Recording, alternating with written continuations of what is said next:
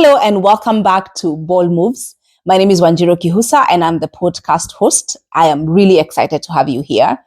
It's been amazing just to see the feedback, the love, the comments that has come from the past few episodes that we've already put up. It's been lovely and humbling to hear someone say, this is just what I needed to hear in the comment section of the faith and fear mindsets episode that I did. It's been lovely to hear someone say, I'm actually transiting to moving to a new country. And this episode where I talked about my transition from Nairobi to Dubai to London, that episode helped me. So thank you so much for your feedback, for your love, for just engaging. To be honest, just also for listening. You sometimes put out content out there not knowing that whether anybody is listening, and it's always lovely to know that there's someone else on the end of, whether it's on YouTube you're watching or you're listening.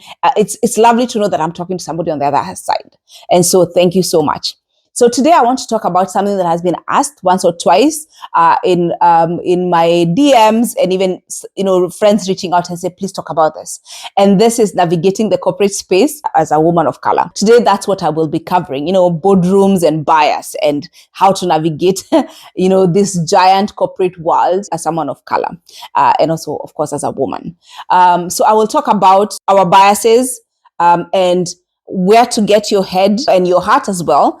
And then also things that you can do in the office and in the workspace to grow and accelerate your career growth, regardless of, race, and how sort of to get past all of that race and sometimes sexism that exists in the corporate space. So let's start with bias and assumptions.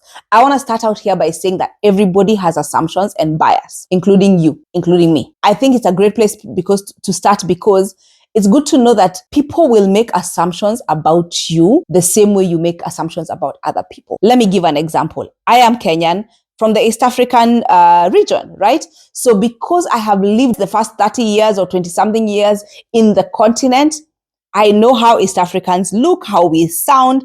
I also know how West Africans sound and look. I know how South Africans sound. I may not know that someone is specifically from a particular country, although I think because of traveling and going to these countries, there's that part that sort of clicks and you can tell even down to which country that someone is from. But the truth of the matter is it's because it's my lived experience. I know how Nigerians, Ghanaians, Cameroonians, people from Ivory Coast, and even if you just saw somebody a little bit off in the train station, you could always say, they're West African, And so just realizing that because I have that lived experience, I know, right?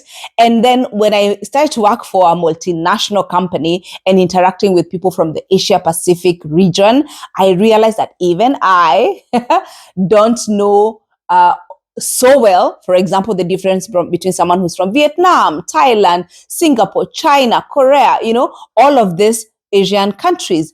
And it took me a minute to be like, all right, now I'm not as upset when somebody could mistake me for West African.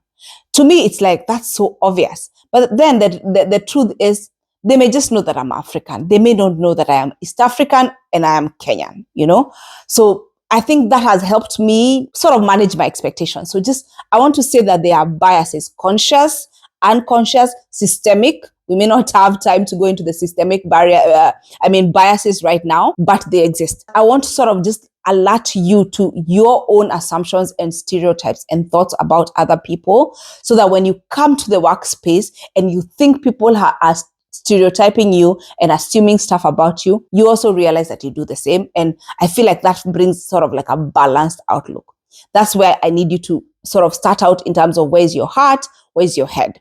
And I feel like that awareness allows us to be a little bit more empathetic and to come to less conclusion and adversarial conclusions than if we didn't have it. So that's the first thing. The other thing is I want you to move from a place where you expect the assumption, you expect some level of bias, but at the same time, your entire life is not ruled by expecting people to be racist and sexist and, to other you, to treat you in a different way. Like, don't expect it so it doesn't quite surprise you in the small ways, and it's okay, it's life, but also don't start to see it everywhere. Let me give you an example. When we had just moved to Dubai, I got my driving license, and we agreed that we wanted to rent a car first before we decide what kind of car we were gonna buy and all of that. And so I found a really good company. I spoke to somebody in the customer service department, and we agreed. I selected a car, and then he was like, okay, cheers. Now send me your documents, all the documents, my passport, visa, whatever, all the documents that you could imagine, identity documents and things like that are needed to rent the car. And then immediately he came back to me and said, oh, we will not be able to rent you a car. And my brain immediately went like, red flag, and there's a part of me that went racist. And the reason, the reason why I say that is I came to my husband and sort of complained. A little backstory is that visas in Dubai, if you are the trailing spouse, if you're the dependent, if it's not the job that moved you, you're coming under the dependency of someone else's visa, they actually write housewife. It's puzzled me, but they write housewife, not allowed to work. Other countries just write dependent, not allowed to work, or something like that. And then, of course, when you get a job, you can get your own visa, and so you'll no longer just be a dependent on your spouse or your partner. But I felt like, wait a minute, the housewife, because the reasoning was that because I have a housewife visa, they couldn't rent me a car. But I came to my husband and I was complaining, and I was telling him the way, I know a ton of people. I see them at school pickup and they drive and they're housewives like me. And I've had several 2-3 experiences, even at the office, of someone who actually told me this is how I rented a car. So I knew there was some bias somewhere. And so my husband sat me down. He told me, people are not always being racist. You need to stop seeing it everywhere, because if you start out like that, you're gonna see it everywhere, even in places where it doesn't exist. And in true sense, when you get feedback, hurts your feelings a little bit, but you know what? I'm a big girl. I took the feedback. I was like, yeah, there's a point there. And so I reached out to this guy again and I said, hey, what additional documents would you need for you to sort of be at ease? That experience shifted something in my head where I was not looking for racism, and so I wasn't seeing it everywhere. I'm sure I have missed a couple because of that. And I decided from that day on that if you're going to be racist to me, if you're going to treat me different, you will have to do such a big job on your end. You're going to have to be so clear that I will not be upset by innuendos and undercurrents. No. I need you to be racist to my face in a way that also makes you to be uncomfortable. And I think that has saved me a ton of heartache in seeing things and, undercurrents that may not exist. I'm not saying they don't. They actually do. There's people who ask you whether you're the nanny when you are with your kids at the swimming pool, because you're the black person there, the only one, because you live maybe in a predominantly white neighborhood. It hurts your feelings. There's this just assumptions that people have about you, and they hurt you. So I'm not saying that these things don't exist. They do. I have had somebody interrupt me in a meeting 7 times until when I left the meeting, people are like, wait, what did you do to that guy? And I knew the backstory and I knew the history and who he was. And he was, first of all, a sexist. And then also he was a racist. But I never got to give him satisfaction in the middle of me presenting in front of directors and VPs to get upset, And I feel it's because I had sort of done that internal work where it's so clear what you're doing. Even you can see it. Everybody else can see it. But I have not let small interactions feel so big. So basically, I'm not looking for the racism in every interaction. I think I need to say that because I feel like if you do that, it will save you a lot. It'll save you a lot of heartache. All right. So that's a key thing. So let's talk about, so how do you grow in the workforce as somebody of color? So I would say here, do not perpetuate the stereotypes. We have said that people have assumptions about you, and there's a way they think about people like you, Africans or Black people or women. You've been put in a box and people think a certain way about you. Do not perpetuate those stereotypes, because what we are trying to do in the workspace is to get people to see you just as a person, as a human being. So, and it sucks that you have to walk away and navigate from all these stereotypes to be seen as a person. And again, this is not the conversation right now for systemic racism and all the things that we need to do about it. I don't think that's a much broader conversation. But the truth of the matter is that that's where we live. But I want to see myself and to show up at spaces as just me, as a human being. I don't want to see myself first as a woman and then a Black woman at that, then an African. I don't want it to feel like a burden. I actually want to feel those things are sort of superpowers that I bring to the table, a different way of thinking. And so I want to say, start by not perpetuating the stereotypes. Let's talk about Black women. Sometimes we are known to be brash and angry a lot. So don't be the person that shouts in meetings, rein yourself in. Namaste, calm down. Don't be the person who Africans are known to be late, African timers or African time. So a meeting began 5 minutes ago and you're strolling in. Don't be that person, right? And I know there's also the additional pressure that people are seeing. You might be the first person of your type they are seeing in their setup. And I have had conversations with people who studied abroad and they're like, oof, I was the only African student in my class, And so it feels a lot of pressure because they're like, oh, so that's how Africans behave, because they've seen you. And it feels like I'm representing my entire continent or my entire country or my race. And there's a lot of pressure there. But I would say start with not perpetuating the stereotypes. So let's talk about how. Build a good brand. Number one, be the person who comes on time, be somebody who keeps their word, be somebody who is dependable. Let people know that if you give so-and-so a project, she will get it done and she will do so with excellence. Personal branding, again, which may be a topic for another day, but personal branding is beyond how you dress, although that's important, and how you present yourself, but it is just let people know you as somebody who is the prepared one, the person who took time, who did the research, who brings the data, who, when people talk about you, they're like, So it's not the Black woman thing leading. It's just another brand. She's excellent. She is empathetic. Oh, she's a good people leader. Build a good brand. And that takes a lot of deliberate effort and a lot of time investment. It's looking at any knowledge gaps or blind spots you may have and working on them. Number two, please take advantage of DEI programs. I know right now we're in a season of diversity, equity, inclusion. Is it now inclusion and belonging? Whatever the terms are. And I've met a lot of people who are like, I don't want to be the token Black person in the room. Yeah, there's a place for that. I don't want to be in photos and brochures as the Black person in the company. You don't have to do that, right? But if there are DEI programs for your category, use them selfishly to grow. Let me give you an example. At UPS, there's a McKinsey management program, which is sought after. First of all, the company has already paid for it. So essentially what happens is you raise your hand, you enroll, you take, I think, 3 months, you're coming into classes with McKinsey leaders, you're learning about specific things about being a manager and about being a senior leader. So for me, when I wanted to move from just regular management into senior management and I saw this, I was like, I want to do that. So what they've done, they've also separated them into Asian communities, and so and the Black community. So I saw one called the Black Management, I think, Accelerator Program, McKinsey. And I was like, you know what? I want to do it. First of all, I think it was originally made for Black people in the US because, of course, we are a US-based company, like we are a US company, multinational. But I was like, yeah, I fit the bill. I'm African, I'm Black. I want to do that thing, And it sucked because the time zones were off. I used to have to be online late in the night. I think I did this when I was based in Dubai, so the time difference was even worse. But I took advantage. But there were so little portions of that program that were specific to Black leaders. Majority of it was about management, generally, And I was like, I'm glad. I would not have probably sat in a class being taught by McKinsey experts if I had been like, I don't want to be in a Black leadership program. Absolutely not.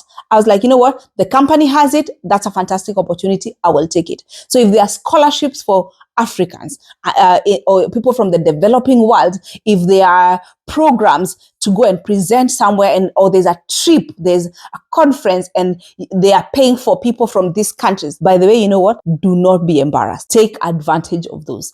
Get yourself in those rooms. And by the way, it also pays to be the one who looks like you, the only one who looks like you in some of these rooms, because it allows you an opportunity to stand out.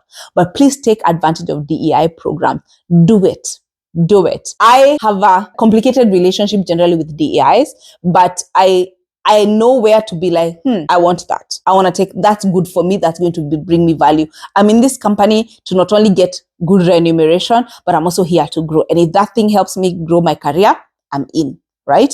So take advantage of DER programs. If you have employee resource groups in your company, they get called different things. For us at UPS, we call them business resource groups, BRGs. But this is sort of where groups of people come together because it's such a large company. So in the US, there's African American. I know there's the Asian BRG. There's the Millennial BRG. There's a Future Leaders BRG. There's a Women Leadership BRG.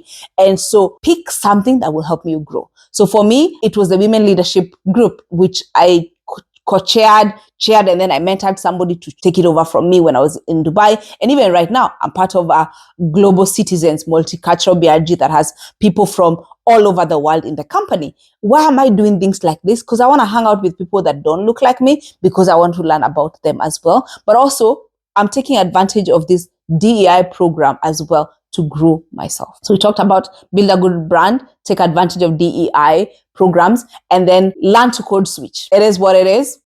We don't like it, and it's fine.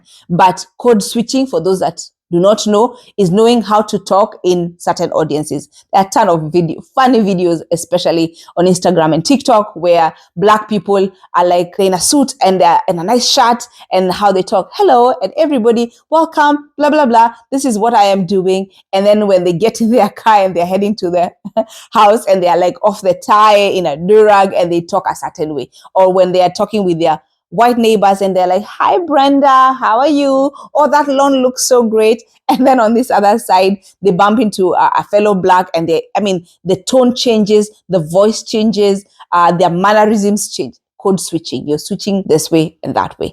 I like to take positivity out of stuff. For me, I refuse to see it as, I know it's exhausting and it's true. It feels like you have to exist as two different persons. But I feel like also you stretch, you realize how malleable you are as a person. And so yeah, code switch, learn to code switch.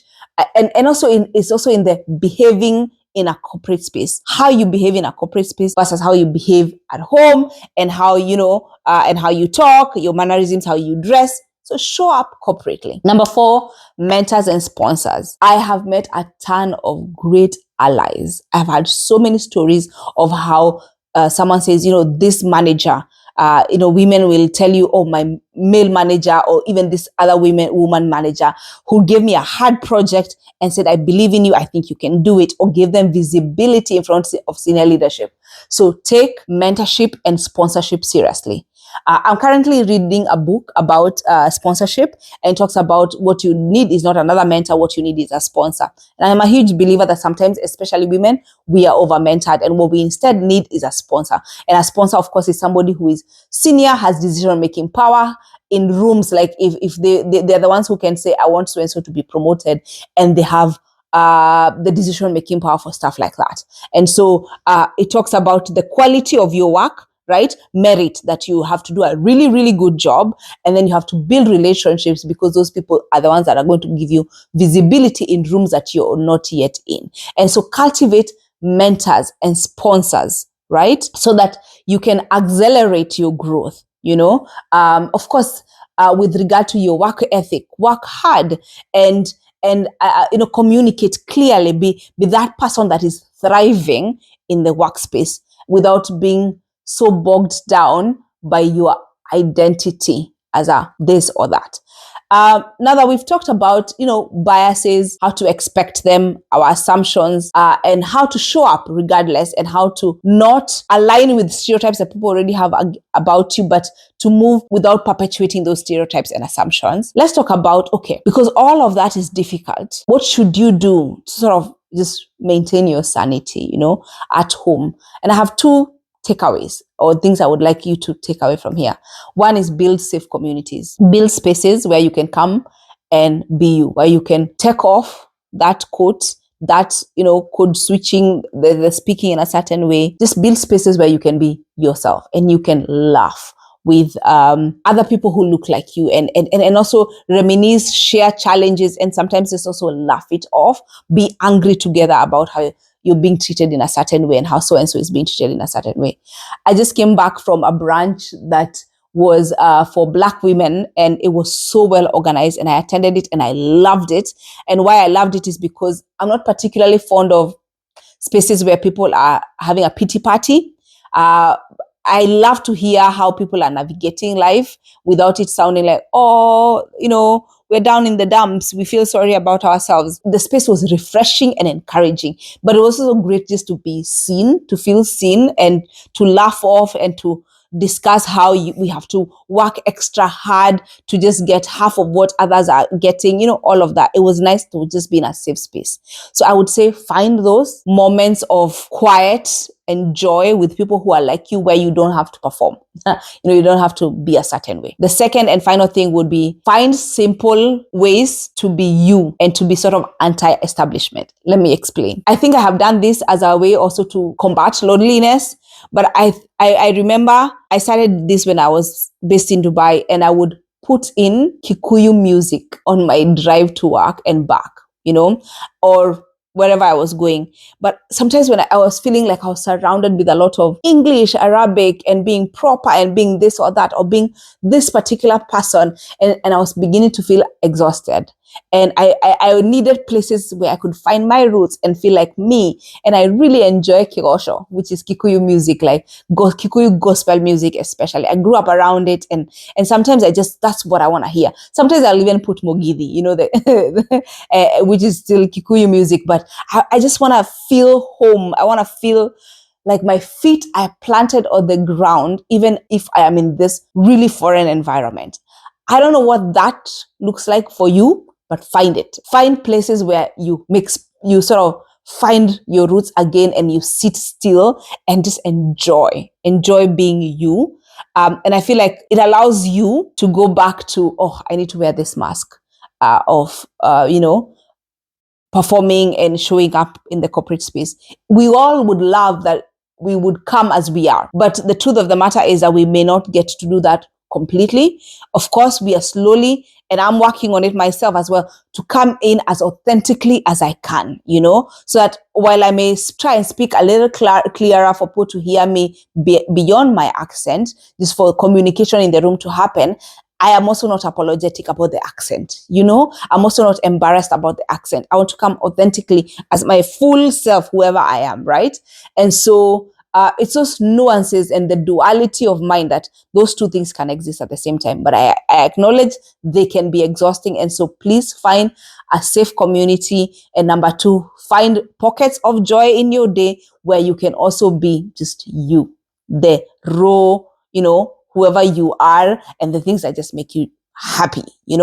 I hope this has been helpful. Thank you so much for tuning in and just having a listen. Please let me know how you've navigated this kind of spaces, if you're in a corporate space that is multinational, multicultural, and you have been feeling like you stand out, you've been getting some bias, even sometimes aggressive racism. How have you been navigating this so that you grow and you show up as a person, and but also at the same time that you stay safe mentally? So I'd love to hear that as well. And if there's something that you learned, please share, follow, and just happy to interact with you. All right. Thank you so much for tuning in. Have a good week.